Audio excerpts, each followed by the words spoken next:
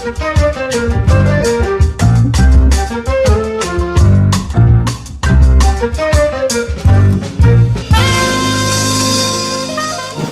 Cádia, tudo bem? Tudo e contigo? Também, tudo bem. Bem-vinda ao 6º episódio do nosso podcast, do Corpo na Mente. Hoje vamos falar sobre... representações internas. Representações internas. Portanto, vamos ver o que são representações internas e vamos falar também sobre alguns exemplos. Exato, o que é que significa? O que são, de que forma é que a gente pode utilizá-la. Exato, e como é que impacta o nosso dia-a-dia e a nossa vida e a nossa comunicação pela forma como nós representamos a experiência do mundo externo. Representações internas e a forma como nós captamos a informação externa do mundo à nossa volta através dos nossos filtros visuais, auditivos, sinestésicos, gustativos, olfativos, né? Cada pessoa são os filtros neurológicos, nós captamos essa informação, passam através dos nossos filtros e depois individualmente cada pessoa vai construir a sua representação interna sobre o mesmo assunto.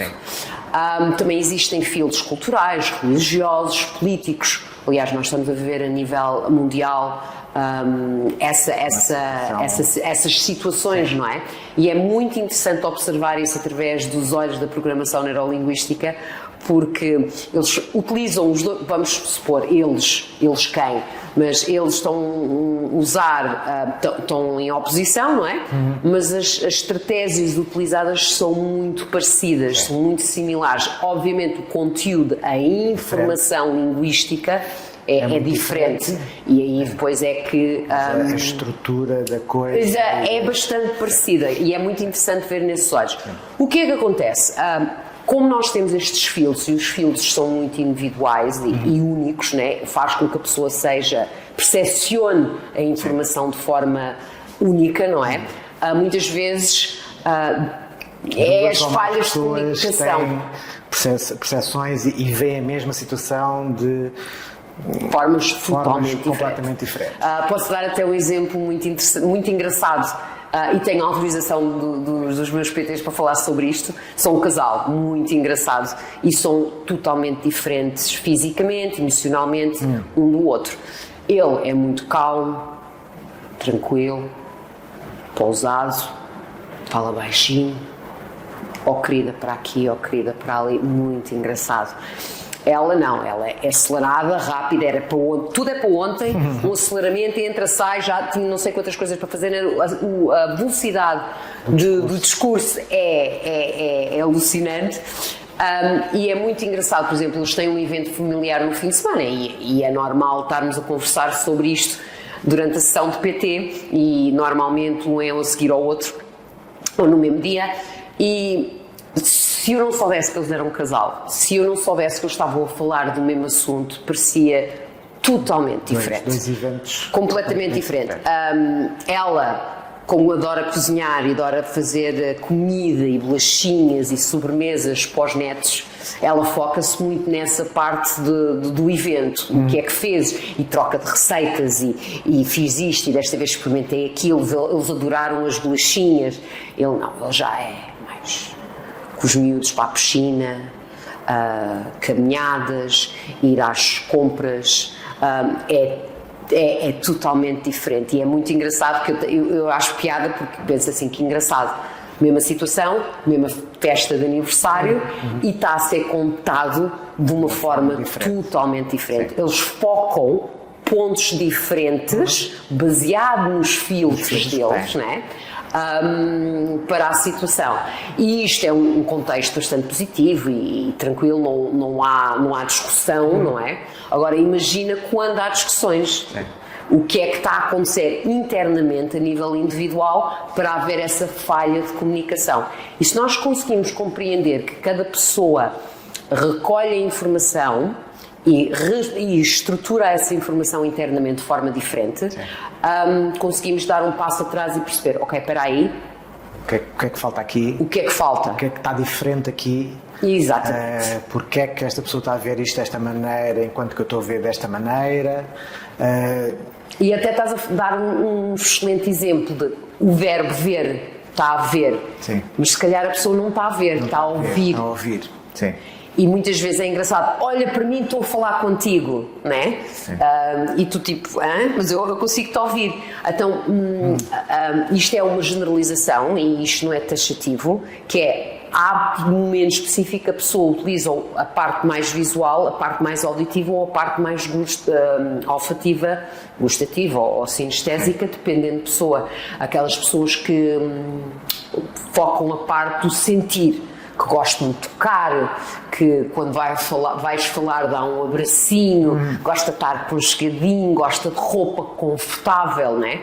Está naquele momento, está a utilizar mais a informação sinestésica. A pessoa que estás bem vestido, estás mal vestido, a maquilhagem não fica bem, as cores da sala, precisa-se mais luz. Sim. Naquele momento está a usar a informação mais visual.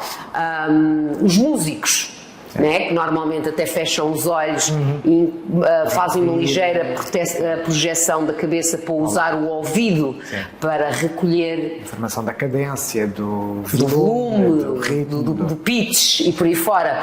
E então, se nós conseguirmos identificar qual é o canal, o filtro que a pessoa está a usar, nós conseguimos adaptar o nosso discurso e não só o nosso corpo à comunicação. Se eu apercebi, tu agora estavas a usar o ver, mais visual, nesse momento estavas a aceder mais à informação visual, ok? Eu posso adaptar e utilizar mais palavras mais associadas à luz, à cor, a dimensão da imagem e por aí fora. Agora, se eu me apercebesse que tu estavas a dizer, olha, está muito barulho aqui na sala, ok, nesse momento estavas a aceder ao teu canal auditivo.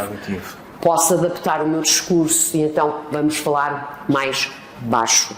Sim. E mudar o meu tom de voz para adaptar àquilo que eu estou a observar da tua parte, não é?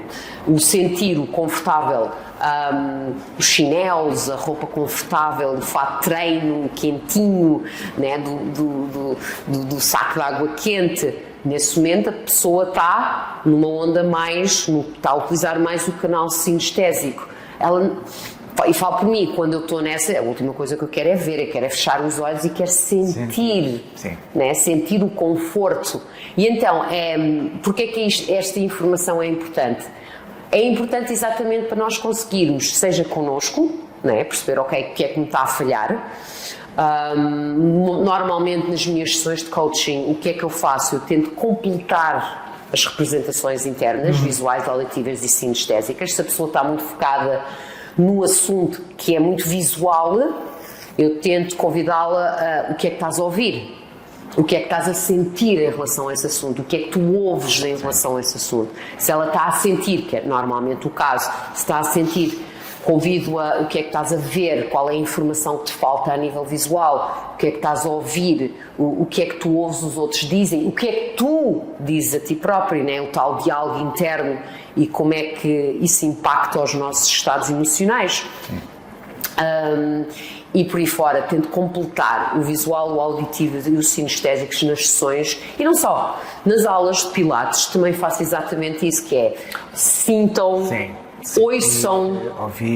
ouçam a respiração, sintam a respiração.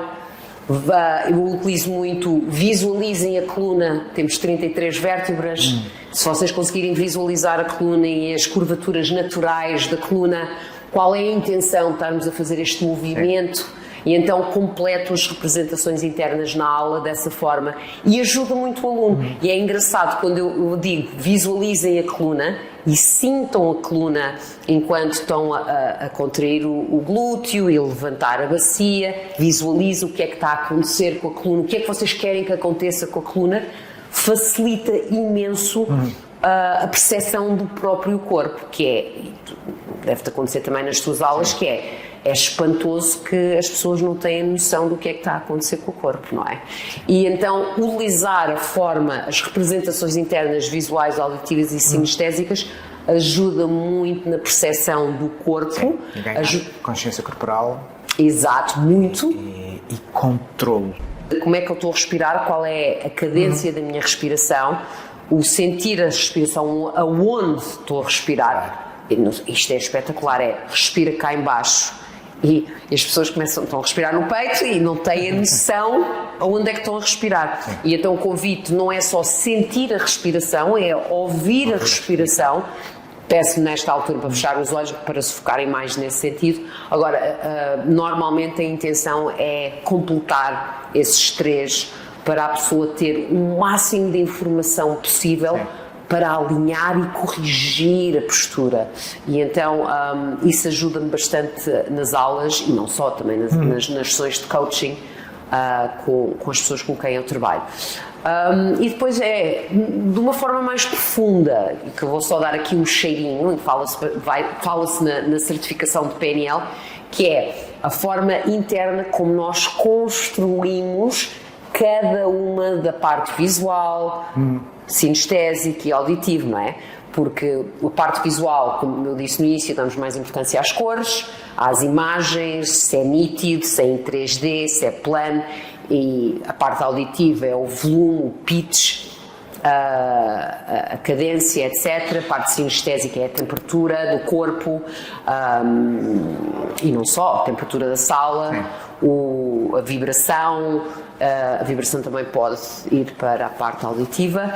O que é que acontece aqui? Se nós temos uma situação no passado que nos possa incomodar, se nós conseguirmos